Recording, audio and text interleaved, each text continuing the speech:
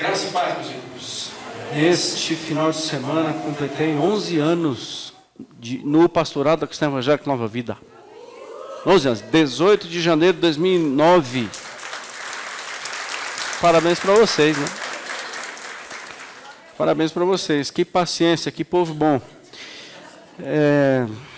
Nesses 11 anos, assim, hoje eu tenho 18 anos efetivamente como pastor, e desses 18 anos, 11 aqui na Cristã Evangélica Nova Vida. Eu fui empossado aqui 2 dias ou 1 dia antes do Barack Obama. A gente até conversou e tal, e como é que ele foi aí e tal. E aí marcou mais por causa disso, né? Foi quando o presidente dos Estados Unidos lá. E nesses 11 anos espero estar fazendo um bom trabalho, e uma das coisas que o Senhor tem me deixado claro sobre a minha função, missão, propósito, é apontar um caminho para o rebanho que é dele, não meu, né? Então, assim, Provérbios, Salomão fala no 11:14, que um povo que não tem direção cai. Um povo que não tem um bom governo, o tropeço, a queda, estar no chão vai ser o fim. Isso é inevitável. E esse texto ele é muito intrigante, ele é um texto que me faz ter uma perspectiva pastoral mais clara. Então, e o que o povo do Senhor precisa, o rebanho que é dele, é de direcionamento. E mesmo assim, com muito temor e tremor, espero estar fazendo um bom trabalho na Cristã Evangélica Nova Vida, de apontar um caminho, e este caminho se chama Jesus, e o alvo é Jesus, porque dele, por meio dele, para ele, são todas as coisas. E hoje, de uma forma muito especial, fiquei pensando essa semana se fosse a minha última mensagem aqui na Nova Vida, né? Mas coisa minha, coisa que eu pergunto para mim mesmo. Estou sentindo nada, viu, gente? Pressentindo nada, não tem um convite. Apenas uma questão assim, cara, se domingo fosse a tua última mensagem na Nova Vida, o que você pregaria? Se pudesse, assim, você escolher algum assunto, se você tivesse alguma visão, se fosse a última vez que você falasse ao povo do Senhor que congrega naquele local, o que você falaria? Eu compartilho com vocês um texto que está em 1 Pedro 5, do verso 5 ao 7. Esse texto foi muito vivo assim, na minha mente, e a pergunta que o Senhor fez àquele paralítico ao tanque de Betesda é o tema da mensagem de hoje. Queres ser curado? Você quer ser curado?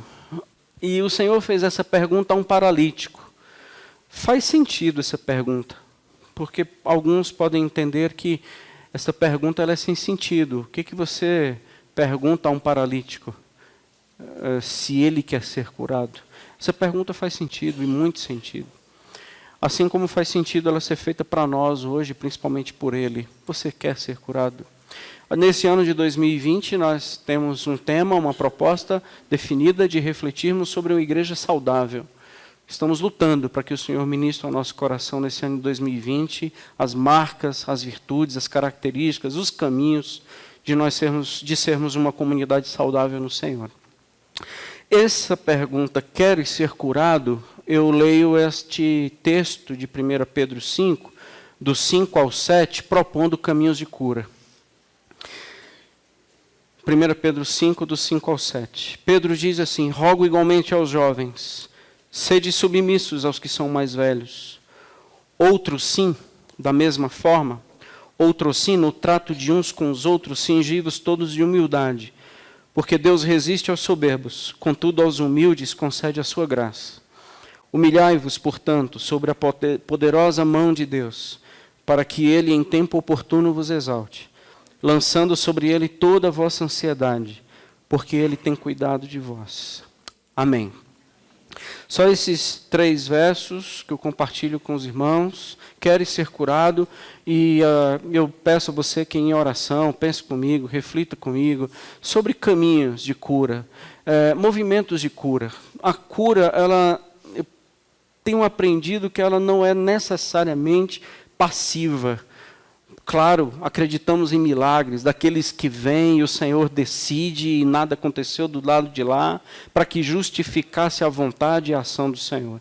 Mas quando nessa cura que nós estamos falando, essa cura que nós queremos ser uma pessoa curada no Senhor e pelo Senhor, existem movimentos. E aqui nesse texto, Eu vejo movimentos horizontais e verticais. Queria pedir que você pensasse comigo em 2 movimentos horizontais, isso é, aqui uns aos outros, e 3 movimentos verticais, que é com o Senhor e diante do Senhor. Então, quando Pedro fala, em primeiro lugar, que há necessidade de sermos submissos, e não sei se você prestou atenção, foi a primeira palavra do pastor André aqui, quando começou a ministrar o cântico. Quando fez a acolhida, a abertura do culto, ele falou em submissão, e o quão difícil é sermos submissos. E o apóstolo Pedro, na sua primeira carta, não sei se você tem essa informação, mas ele escreve a uma igreja que está passando por momentos de perseguição sem precedentes. Os leitores dessa carta de Pedro estão passando por perseguições sem igual. E eu consigo perceber, ver assim que como o apóstolo Pedro se reporta à pessoa de Jesus, o sacrifício de Jesus, o sangue de Jesus, conhecido antes da fundação do mundo. Quem fala isso é Pedro nesta carta.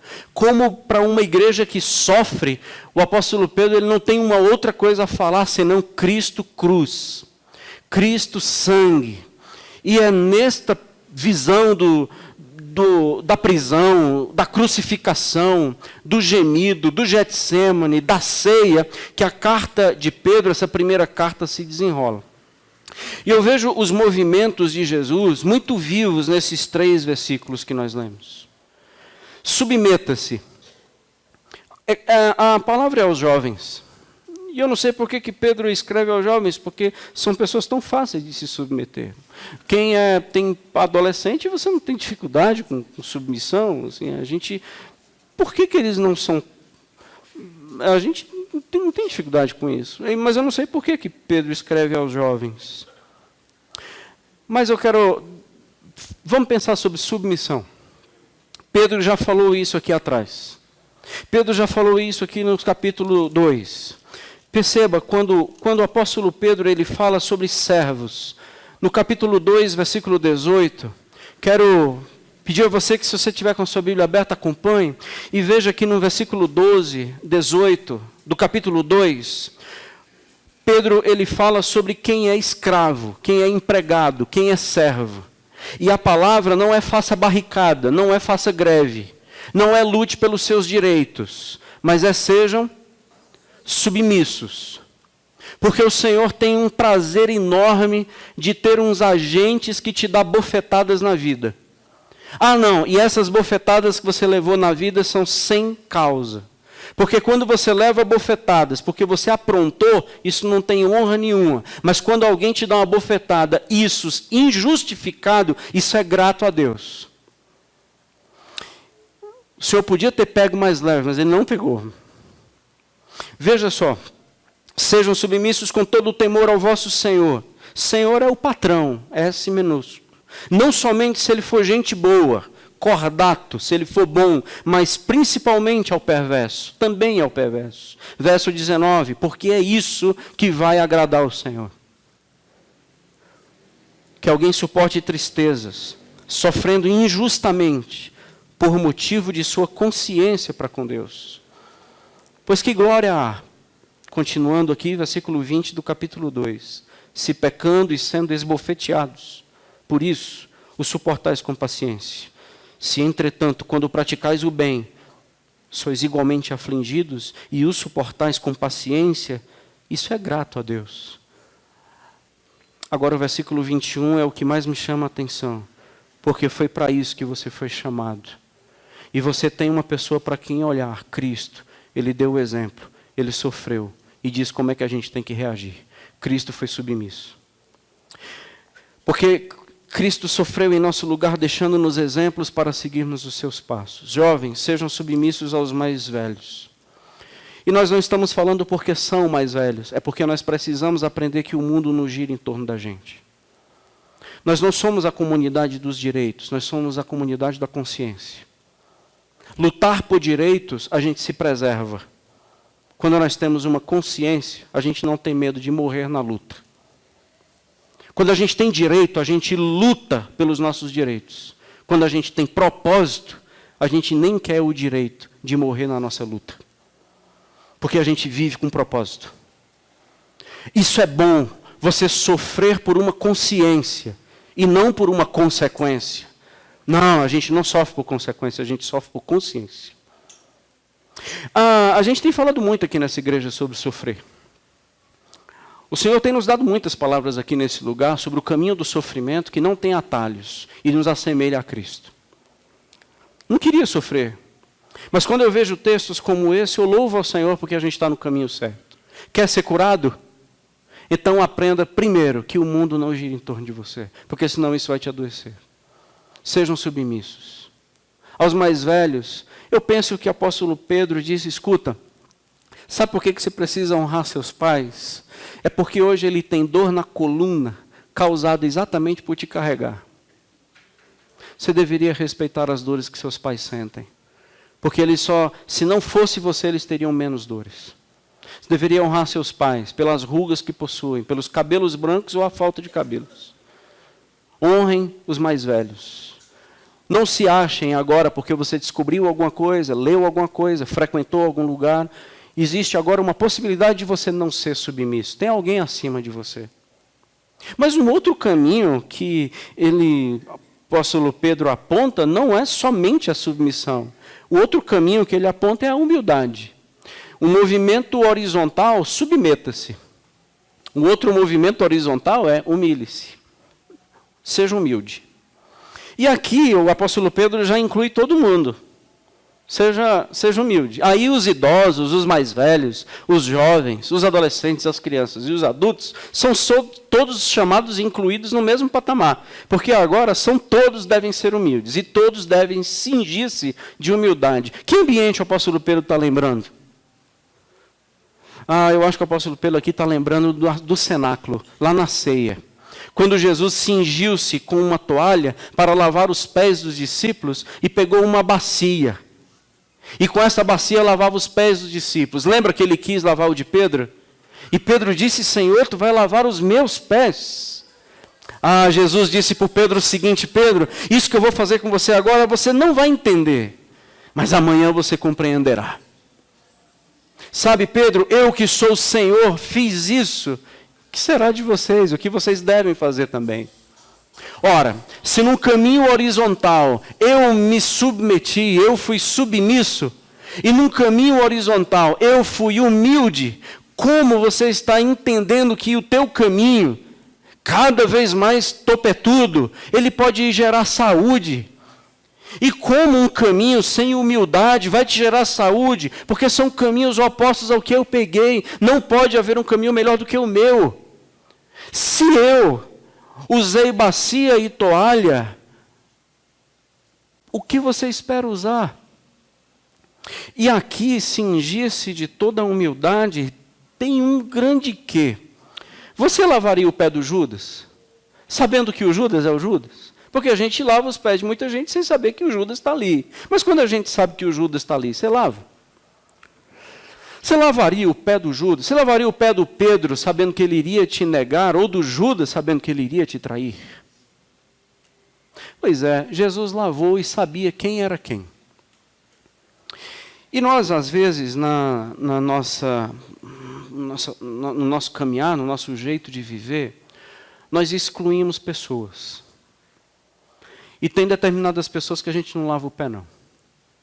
Porque nós somos aqueles que julgamos se essas pessoas merecem ou não terem os pés lavados por nós.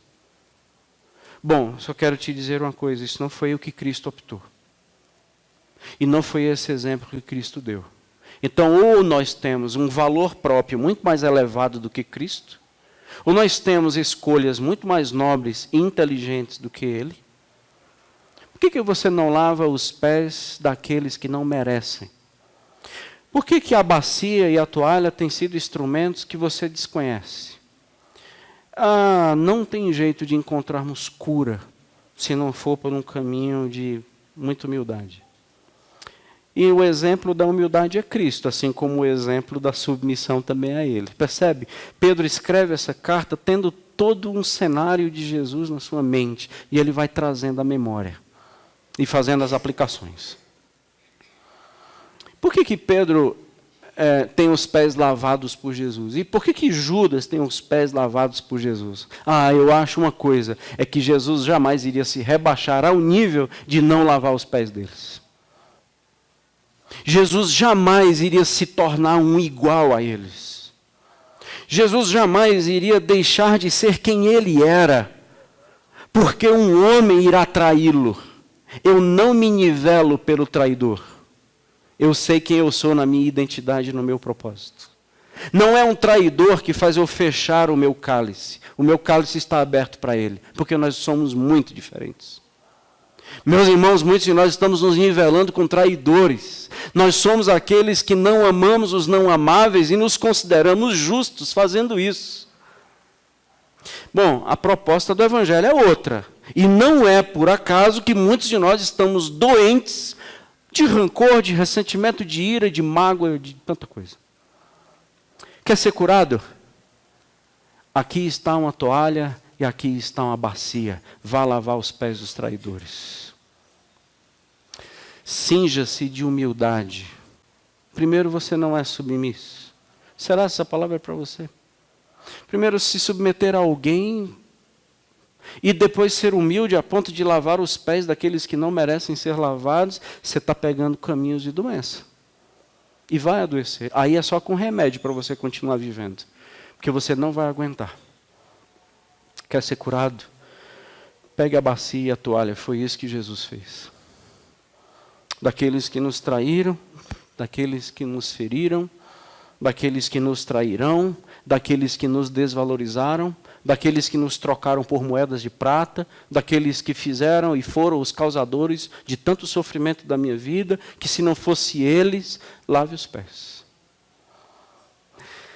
Entende que o Evangelho ele não tem nenhum interesse de nos levar ao nível de sermos sentados e servidos, mas nos colocar de joelhos e sermos servos. Isso é cura, gente. Quer ser curado? Só com bacia e toalha. Essa semana eu fui pego por esse texto e consegui compartilhar com a minha família. E foi algo muito valioso para nós. E Pedro termina o versículo 5 falando uma coisa muito séria. Deus vai estar contra você se você não fizer isso. Porque Deus resiste aos soberbos. Deus ele tem a mão no peito daquele que se considera mais do que aquilo que ele é. Ele resiste. Lá em Provérbios, Salomão, Provérbios 16:5, diz que Deus abomina os perversos. Abominável ao Senhor é todo arrogante de coração. Ele não deixará de ficar impune. O Senhor ele não consegue se associar a uma pessoa orgulhosa porque é a mesma característica de Lúcifer. Eu me elevarei, eu me exaltarei e eu não me submeterei. A quem você vai se submeter? A quem eu vou me submeter? E ao pé de quem eu lavarei? Aí é todos, aí são todos, adultos, crianças, adolescentes, jovens, aí não é mais. Submissão aos mais velhos, ou qualquer tipo de hierarquia, eu preciso. Mas humildade aí é para todos. Então, horizontalmente, se nós percebermos isso aqui, a gente vai perceber que a graça do Senhor, ela é concedida àqueles que lavam os pés. E Davi já falou que essa graça é melhor do que a própria vida. Então vai depender de que escolhas nós faremos. Amém, irmãos? Vocês estão tão caladinhos. Vamos para os verticais. Quais são os movimentos verticais de cura? Se horizontal é humildade e se o horizontal é submissão, o vertical começa com humilhação. Quer ser curado? Humilde você é com o outro, com Deus você se humilha. O que é essa expressão? Por mais que as duas sejam muito parecidas, mas essa expressão humilhação é como pegar uma plana e todo o relevo do caráter, ela vai ter que ser rebaixada ao nível 0. Então humilhar-se diante de Deus é passar a plana na alma e qualquer tipo de saliência, de orgulho ou presunção, essa plana tira. Então você vai ficar ao nível 0. Você vai ficar ao nível mais baixo. Você vai se reduzir ao nada. Isso é humilhar-se diante de mim. Então, você quer ser curado? Então está faltando uma coisinha no nível vertical. Humilhe-se. Humildade ao seu irmão. Submissão às estruturas nas quais você pertence, e essas te arrebentam, e essas te esbofeteiam. Para entender isso tudo, você acordou com uma bofetada injusta, e você tem que lavar os pés de um traidor. Isso só será possível nesse primeiro movimento vertical. Humilhe-se. E Deus tem os seus grandes instrumentos de humilhação. Me lembro de um dia que eu fui pregar aqui no Núcleo Bandeirante, enquanto seminarista. E eu era seminarista, menino. Menino, pensando que já sabia muita coisa. E num estágio aqui na nossa igreja aqui do Núcleo Bandeirante, fui pregar em João 17:17. E aquele texto de João 17:17, santificai-vos na verdade, a tua palavra é a verdade, eu sabia decorado. Como eu disse agora para vocês. E a mensagem, para mim, eu subi certo de que eu ia arrebentar. Gente boa, eu abri em João 17 e passei o dedo atrás de ler porque eu esqueci o verso 17. Eu esqueci, não conseguia me lembrar. E começou a suadeira. E começou a embolar a língua. Porque eu não sabia mais o que falar. Mas vamos abrir, irmãos, João 17:17. Aí não, vocês não, é o povo lá. João 17:17, aí João 17. E a minha Bíblia não tinha o versículo 17. Do 16 pulava para o 18. Eu não conseguia lembrar o texto. Eu não achava, eu aberto em João 17. Eu passando o dedo. E ficou aquele silêncio sepulcral na igreja. As pessoas esperando eu achar o texto. Gente boa, pensa numa noite de plena. Pensa numa noite que Deus foi, procura de novo. E Ele passa. Procura mais uma vez. E Ele passa. Sobe de novo aqui confiando em você. Sobe mais uma vez para pregar na presunção de que você lembra. Sobe mais uma vez sem depender de mim. Sai mais uma vez na vida entendendo que você tem força para viver. Monta mais uma vez. Liga mais uma vez. Sai mais uma vez. Inicia mais um dia na presunção de que você é quem garante as coisas. E Deus vai passar na plena. Humilhar-se diante do Senhor. Sabe o que eu lembro do texto que eu penso que Pedro traz à memória? É João 12, 27 e 28. Agora, está aqui no PowerPoint, está angustiada a minha alma. E que direi eu? Pai, salva-me desta hora?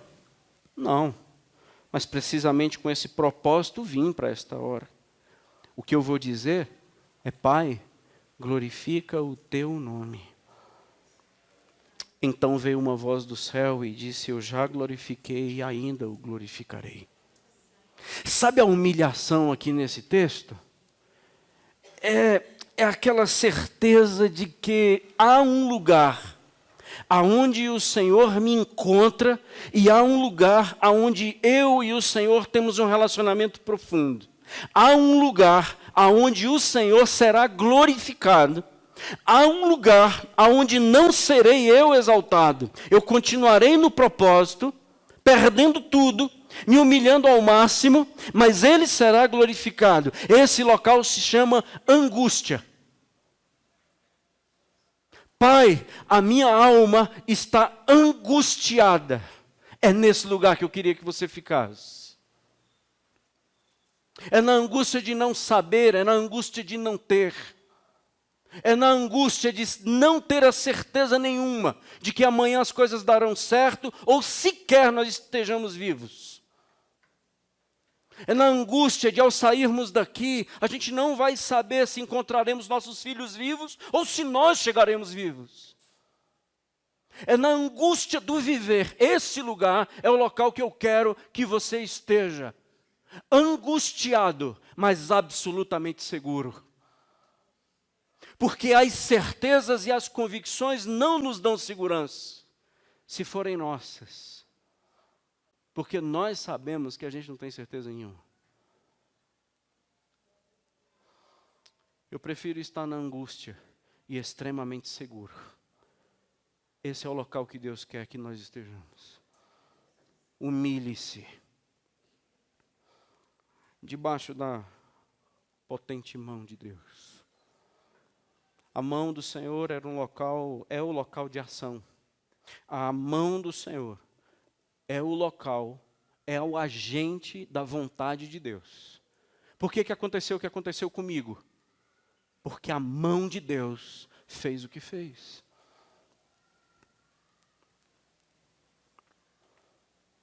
A mão de Deus agiu, a mão de Deus não protegeu. A mão de Deus poderia ter evitado, a mão de Deus não evitou. A mão de Deus poderia ter livrado, a mão de Deus não livrou. A angústia de saber que não será a minha vontade, mas será a vontade dEle, é neste local que o Pai será glorificado. Meus irmãos, glorifique a Deus. Mas glorifique a Deus na angústia, certo de que não vai ser a nossa agenda, certo de que não será a minha vontade. Apóstolo Paulo disse isso: a tristeza, segundo Deus, gera vida. Toda tristeza, segundo Deus, leva à esperança. A alegria, segundo o homem, leva à morte. Eu prefiro viver angustiado. Sabe, isso eu não sei. Eu não tenho certeza nenhuma, eu não sei quantas estrelas existem, eu não sei quantas nuvens existem. Eu não sei onde é o início do céu, eu não sei a quilometragem do céu. Eu não sei do que é composto o sol. Eu não sei onde fica o depósito de neve. Eu não sei. O Senhor fez todas essas perguntas a Jó. Você sabe? Então como é que você está contendendo? E por que você está ponderando sobre o que eu fiz na sua vida? Angustie-se, chore muito, mas se humilhe debaixo da potente mão de Deus. Eu sei o que eu estou fazendo. Você não sabe se a pessoa que você ama se renderá a Jesus. Você não sabe. 1 Coríntios 7. Você não sabe o que vai acontecer amanhã. Tiago 4,14. Você é apenas uma neblina. Você não sabe quando Jesus volta. Atos 1,7. Você não sabe. Você não sabe se os seus filhos nascerão saudáveis ou eles virão com alguma anomalia. Você não sabe. E isso te angustia. E é nessa angústia que você deve se humilhar. Porque se vier com Down, foi eu que fiz. Se vier com qualquer problema congênito, é meu, foi eu que fiz. E eu agora te incluí numa missão, cuidar desse pequenino. Se ele vier absolutamente saudável, foi eu que fiz, humilhe-se. Você tinha planos e deu tudo errado, esvazie-se de si mesmo, tome sua cruz e siga, humilhe-se, humilhe-se, humilhe. Quer ser curado? Humilhe-se. Saiu o diagnóstico? Humilhe-se. Foi lido o texto aqui, Filipenses capítulo 2. Jesus a si mesmo se esvaziou, assumindo forma de servo, tornando-se em semelhança de homens, reconhecido em figura humana, a si mesmo se humilhou, tornando-se obediente até a morte e morte de cruz. Em qual situação, meus irmãos? A angústia de perder, a angústia de não ter. Tente achar um culpado na sua vida. Pensa comigo, tenta achar um culpado na sua vida. Deixa eu tentar achar um culpado na minha vida no que não deu certo. Eu vou chegar num monte de gente, tem um monte de culpado. Eu vou chegar até em Deus. Mas se eu procurar um responsável, eu vou saber que sou eu. Culpado, você vai achar um monte. Se você quiser honestamente achar um responsável agora para essa situação, Deus apontará o dedo para você. Porque agora você tem responsabilidades no processo. Culpado você tem muito. Pare de culpar os outros e assuma responsabilidade na vida. É isso que Deus quer. Para uma igreja sofrida, que praticamente não tinha uma família que não tivesse um ente querido morto ou trazendo alguma marca da perseguição, o apóstolo Pedro, ele não diz, gente, vai dar tudo certo. Ele diz, gente, humilhe-se, porque Deus sabe o que está fazendo. Não chega de reclamar tanto para o Senhor. Será que não dá um basta da gente ter tantos culpados na vida? A mãe é culpada, o pai é culpado, o tio é culpado, o avô é culpado. Deus estava lá quando a tragédia aconteceu. Deus estava presente quando as coisas não deu certo. A mão dele não quis te livrar. A mão dele não quis me livrar. Ou a gente vai para o campo da doença eterna, ou a gente se humilha, sabendo o que a mão do Senhor fez ou não fez. Aí nós somos responsáveis. Agora, se você quiser pegar o outro caminho, porque você não estava com dízimo em dias, ou que a igreja que você frequenta é fraca, ou que você estava fora da unção, se você quiser ir por esses caminhos, que Deus tenha misericórdia do seu coração. Mas a Bíblia diz para você se humilhar. E se o que aconteceu com o Filho de Deus não poderia acontecer diferente com nenhum de nós, glória a Deus, porque também nós somos filhos dele. Pai, glorifica o teu nome, porque eu sou o teu filho. Eu sou responsabilidade tua.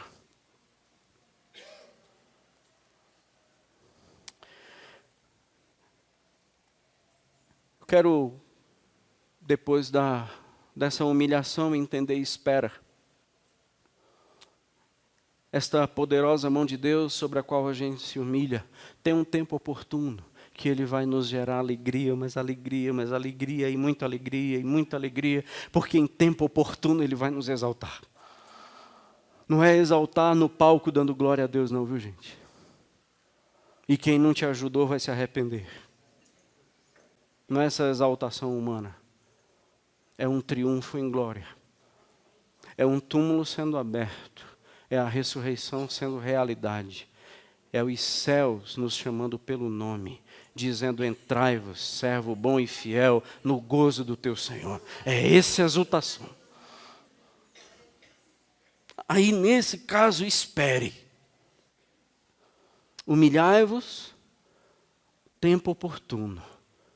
Vai haver um tempo, é diferente desse. Se você já gosta de estudar isso, é as palavras que se usam muito de kairos para cronos. Não é na tua agenda, é no kairos de Deus, no tempo oportuno. Não é no cronos, no cronômetro, não é no nosso relógio. Deus sabia que você só tinha semana passada para resolver teu problema. Deus sabia que era só até amanhã que você tinha que conseguir o dinheiro. Deus sabia que tinha que ser no ano passado. Deus sabia. E Ele não agiu. Sabe por quê? Porque é hora de nos humilharmos. Pare de tentar colocar Deus na sua agenda. Ele não cabe. Vai ter um tempo oportuno. E sempre um tempo oportuno que Deus vai nos agir. Agir em nós. É diferente de Marta, que ao sair para se encontrar com Jesus em João capítulo 11, ela disse, se o Senhor estivesse aqui, no dia que a gente te chamou, Lázaro não teria morrido. Tem essa voz da decepção. Por que o Senhor não age quando a gente te chama? Por que o Senhor não chega quando a gente grita? Humilhe-se. Vai haver um tempo oportuno. Nesse dia não vai ser um dia de lamento, nesse dia não vai ser um dia de reclamação, nesse dia vai ser um dia de gozo. Há uma promessa, humilhe. A mão de Deus não está contra você. Meus irmãos, a gente está falando de mão que se estende, mão que não se estende. Deixa eu te perguntar, quando Jesus, indo para a cruz, se Deus resolve estender a mão poderosa dele e tirar Jesus, e diz, filho, sabe de uma coisa? Mudei de ideia, você não vai para a cruz não. O que teria sido de nós? Se a mão de Deus age para livrar o seu filho da cruz, o que seria de nós? Sabe por que vale a pena se humilhar debaixo da potente mão de Deus? É porque ela não está contra nós. Porque se ela estivesse contra nós, ela teria agido a favor de Jesus.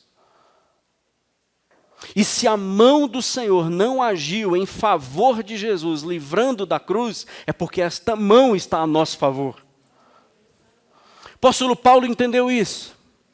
E quando o apóstolo Paulo entende isso, ele escreve aos Romanos, capítulo 8, verso 31 e 32. Que diremos, pois, à vista dessas coisas? Se Deus é por nós, quem será contra nós? Aquele que não poupou o seu próprio filho. Ele poderia ter estendido a mão e ter retirado. Ele não o poupou. Antes, por todos nós, o entregou. Porventura, não nos dará graciosamente com ele todas as coisas? O que o Senhor não fará por nós, se Ele já entregou o seu Filho e a sua mão não o poupou? Que angústia nós temos, que preocupação nós temos. Por que o amanhã nos assombra? Por que o hoje nos aprisiona? Se o Senhor já morreu na cruz por nós, a mão que poderia ter acabado conosco não acabou. Significa então que nós estamos muito bem guardados e a espera não é um problema angustiante, é um contexto e um estilo de vida de adoração. Eu sei em quem eu creio. Há uma certeza que eu posso esperar no meu Senhor. E por último, confiança. Humilhação, espera e por último, confie. Verso 7, uma doença da sociedade se chama ansiedade. Todos ansiosos, todos aflitos, todos preocupados, gente que não dorme, pessoas que não conseguem, o corpo não aguenta mais a alma que tem. O apóstolo Pedro diz, lance sobre ele tudo que te tem trazido ansiedade, porque ele tem cuidado de você.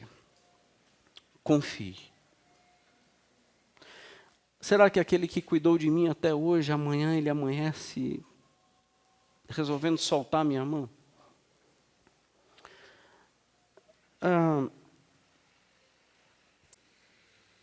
Vou dizer uma frase aqui para você. Deus não cabe no dia de hoje, gente. Deus não cabe no dia de hoje. Quando nós dizemos assim, Deus abençoa o meu dia, faz desse dia hoje um dia abençoado. O que você entende disso? Você entende que a gente vai encaixar Deus no dia de hoje? Deixa eu te dizer uma coisa, não cabe. Deus ele vai ficar fora do seu dia, ele não cabe. Deus ele não cabe em templo feito por mãos humanas. Deus não cabe num tempo de 24 horas. Deus não cabe na nossa agenda. Deus não cabe em meu coração. Deus não cabe nesses lugares. A ansiedade é tentar encaixar Deus no amanhã. Ele não cabe amanhã também. Eu vou inverter a frase para você entender. É o meu coração que cabe nele. É o dia de hoje que cabe nele. É o amanhã que cabe nele. É o meu passado que cabe nele. É as minhas ansiedades que cabem nele. São os meus medos que nele cabem. São todas as minhas aflições e todas as minhas incredulidades cabe nele. Toda a minha dor, todas as minhas decepções e alma cabe nele. Então lance sobre ele, porque nele tudo cabe. Mas trazer ele para caber hoje não cabe. Então, quando nós vencemos e temos um movimento de cura, é quando a gente tenta parar de encaixar Deus para ter lógica no dia de hoje. Não, esse dia não cabe Deus. É tudo que aconteceu de ruim e de bom. É tudo que deu de triunfo ou de derrota. Eu posso pegar tudo isso e dizer, Deus, isso aqui cabe em ti. E aí agora eu vou conseguir dormir seguro e totalmente calmo, porque tudo nele está. E não mais, será se ele está cuidando do meu filho que está viajando? Será se ele está na viagem? Será se ele ficou? Será se ele vai? O Deus templário é maldito, irmãos. O Deus que quando nós formos embora, Ele vai ficar nesse prédio. Isso aqui é santo. Não, isso aqui não é santo. Não é esse ambiente santo. É onde esse ambiente está que torna tudo santo. Esse Deus templário, esse Deus localizado, esse vai com Deus, esse fica com Deus, vai ou fica? Meu amigo, tudo nele está. Não existe um voo de uma águia que não seja guiada por ele. Não existe uma cor nesse universo que não tenha sido feita por ele.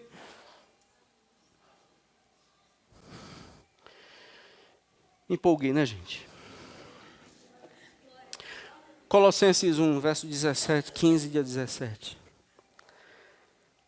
Colossenses 1, 15 a 17 diz: Ele é a imagem do Deus invisível, Cristo, o primogênito de toda a criação, pois nele foram criadas todas as coisas, nos céus, sobre a terra, as visíveis, as invisíveis, sejam tronos, sejam soberanias, reino espiritual, quer principados, quer potestades, tudo foi criado por meio dele, para ele, por meio dele.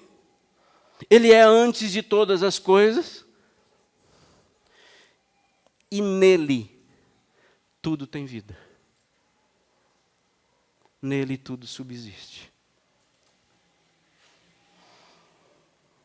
Hebreus 1:3 diz que Ele é quem sustenta tudo pela palavra do seu poder. Deus é quem suporta. Não é o dia que suporta Deus, é Deus que suporta o seu dia. Em uma ilustração, quando você lê Apocalipse, o que você sente? Queria te pedir para que você reconsiderasse o que significa Apocalipse. Nós existimos nesse espaço de tempo. Toda a nossa vida está aqui, início e fim. Tudo está aqui. Apocalipse já está escrito.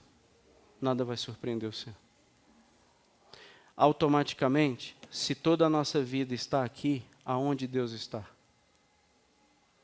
Fora daqui, com todas as suas mãos aqui, porque Ele já definiu épocas. Início e fim. Para Ele não existe. Mas para nós Ele disse: eu sou o alfa e o ômega, o início e o fim. Porque nada pode ter iniciado sem mim e nada vai terminar fora de mim. Então qual é a preocupação que você tem na sua vida? Qual é mesmo? Porque a minha mão toda controla a história. Não há nada fora. Por isso que quando eu digo na Bíblia que um pardal não morre sem minha autorização, você não acredita. Porque você pensa que eu perdi o controle quando o pardal morre, assim como você acha que eu perdi o controle quando o teu familiar morreu. Eu não perco o controle. Porque tudo acontece aqui, na minha mão. Sabe o que está faltando você fazer? O que falta você fazer é se humilhar e saber que quem sou Deus sou eu. Aquietai-vos e saber que eu sou Deus. Caminhos de cura. Você que, ou alguns de nós, né, que a gente não consegue dormir bem, Salmo 3:5. Deito-me.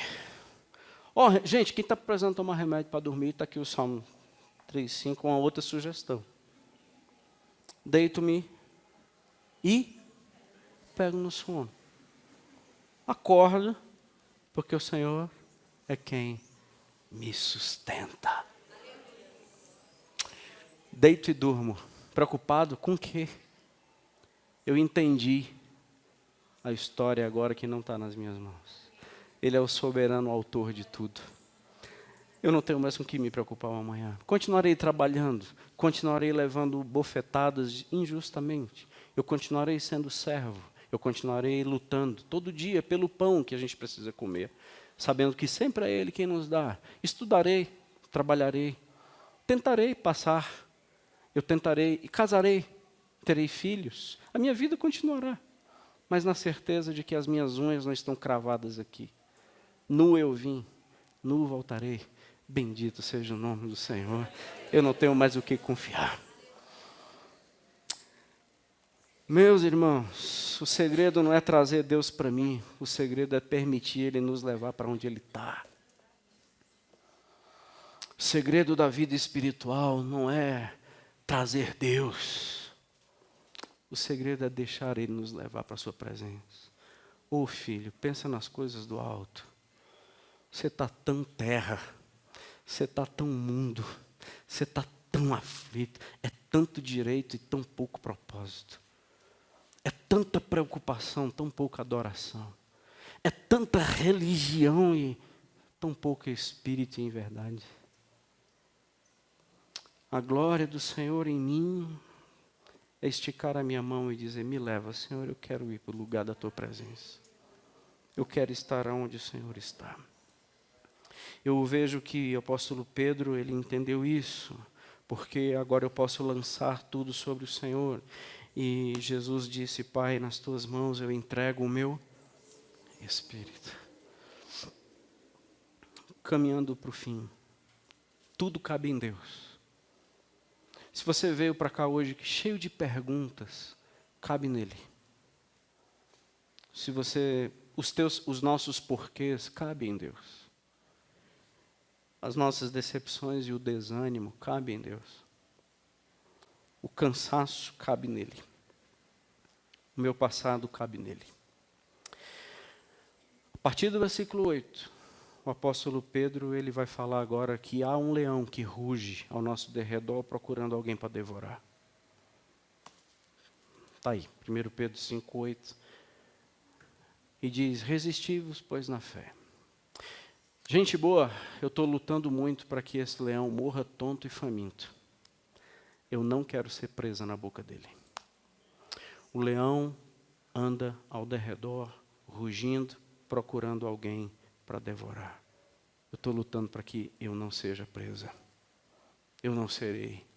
Eu quero pegar os ambientes horizontais de relacionamento, de saúde e de cura. Eu quero me submeter e eu quero ser humilde. Estou lutando para isso. E nos ambientes verticais eu estou me humilhando. Quero e convido você para isso. E que hoje, que a palavra do Senhor falou com você, então pegue a bacia e a toalha urgente e venha lavar os pés das pessoas que não merecem. Acredite, você acha mesmo que fora da igreja você vai melhorar? Você acha mesmo que tirando Deus das suas histórias e tentando encaixar nos seus projetos, Ele cabe? Que bom que a gente está aqui hoje para aprender isso. E que o Senhor, com a sua boa mão, estenda sobre nós e nos abençoe. Que a nossa vida com Ele seja de espera e que a nossa vida com Ele seja de muita confiança. Há uma música que diz, não tenha sobre ti um só cuidado, qualquer que seja. Porque somente um, seria muito para ti. Deus usa os nossos lábios para falar com a gente. De vez em quando a gente tem cantado essa música, vamos cantar de novo? Vamos encerrar este culto cantando essa canção. Eu te amo tanto, diz o Senhor, que eu não queria que nenhum cuidado pesasse sobre você. Lança sobre mim. Lança sobre mim. Hoje o Senhor nos propõe cura, gente. Hoje o Senhor nos propõe um caminho de saúde. Vamos orar? Vamos fechar os nossos olhos?